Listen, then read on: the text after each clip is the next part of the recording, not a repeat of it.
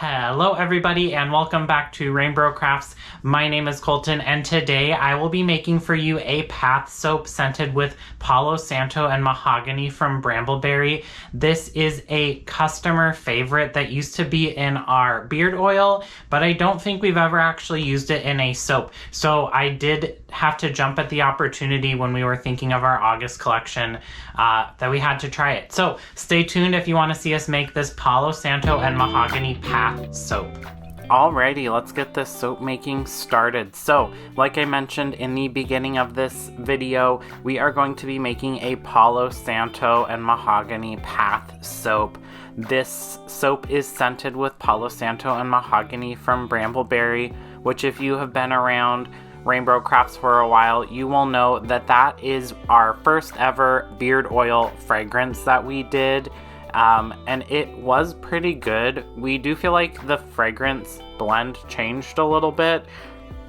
So pretty recently we did discontinue that fragrance oil, but we had some in stock and we figured in the kind of vibe for August, we were trying to use fragrances we already had and materials we already had to kind of clear out some of the stuff that we have had for a while and just needed to use. So that's where this came from. The Palo Santo and Mahogany fragrance oil is a little floral, and it didn't used to be quite as floral. It still smells really nice though, so we did want to give it a try in soap. So, to our unscented soap base there, I am adding the Palo Santo and Mahogany fragrance oil, which has some tangerine, some baking spice scents, some flowery kind of scents, Palo Santo of course, and musk. There's some amber in there as well. We also used green sea clay, which is why it is that color. This is going to color the soap base naturally to kind of a more tan greenish color. It's pretty subtle, which is okay. We are using that to our advantage in the design of this soap though, so you'll have to see how we do that next. Once I do get that nice and blended up, I will be adding in some Savage Garden mica from Mad Micas, and that is what is in that metal ramekin thing. That is just suspended in a little bit of our soap base oil, about 3 tablespoons worth. And we just use that to make sure there aren't any lumps or clumps of mica that don't get incorporated into our soap base. I really like this color. I do think it turned a little more blue than what I was wanting it to be. I wanted it to be a little more on the foresty green side, and it kind of kicked a little more towards the like oceany bluish green color, which is still pretty, but sometimes greens are a little weird in soap batter, so that's not necessarily the most unheard of kind of paranormal color morph reaction.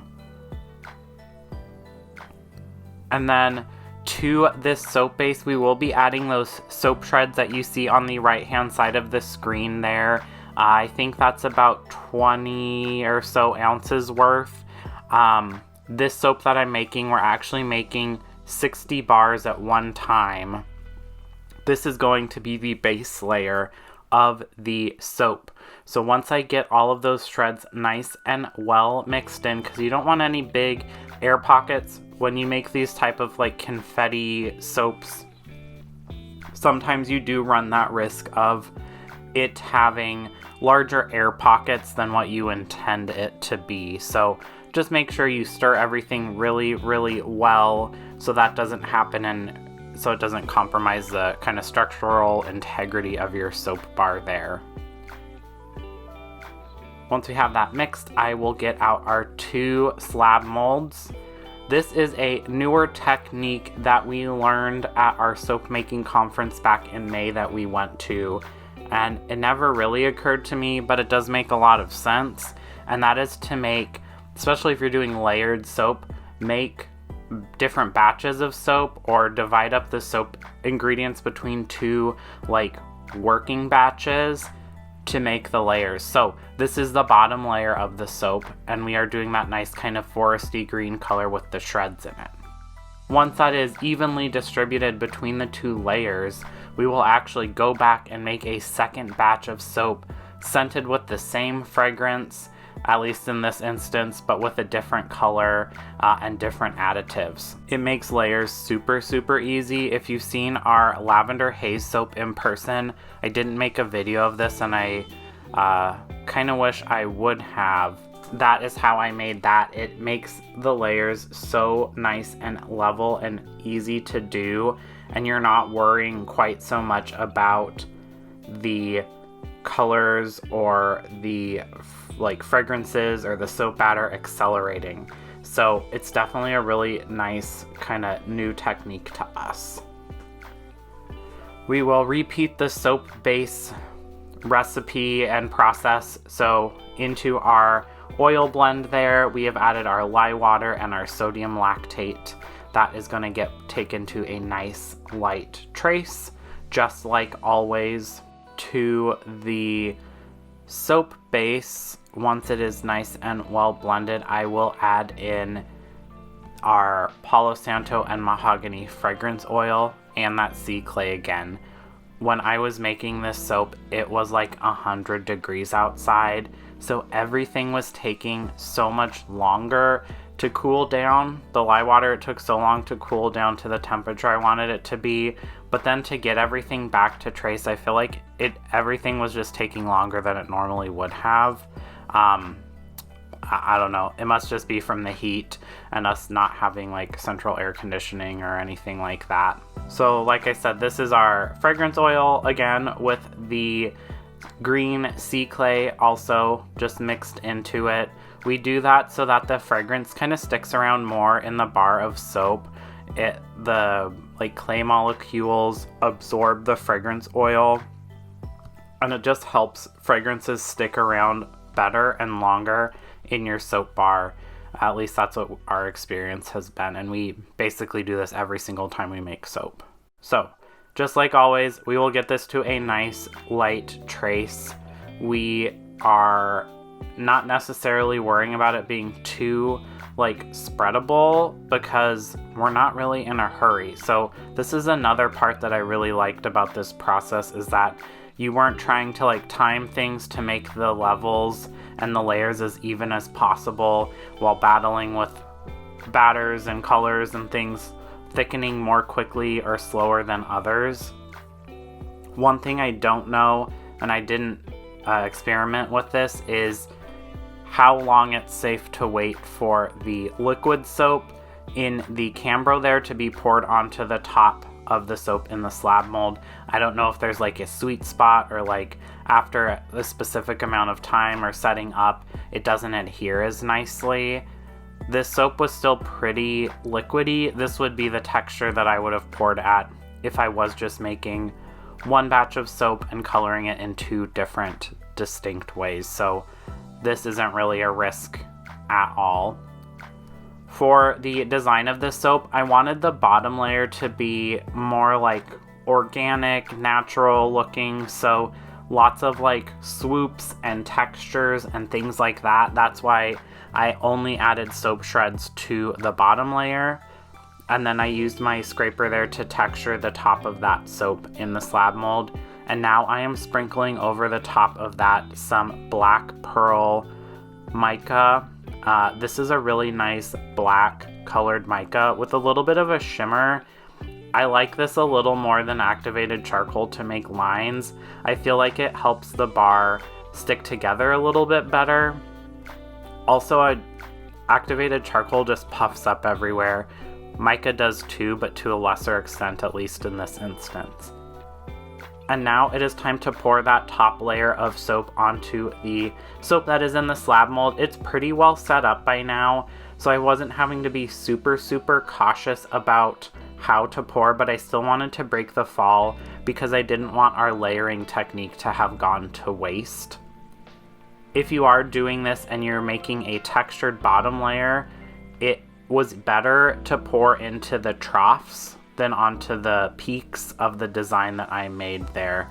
So just keep that in mind if you're doing something like this.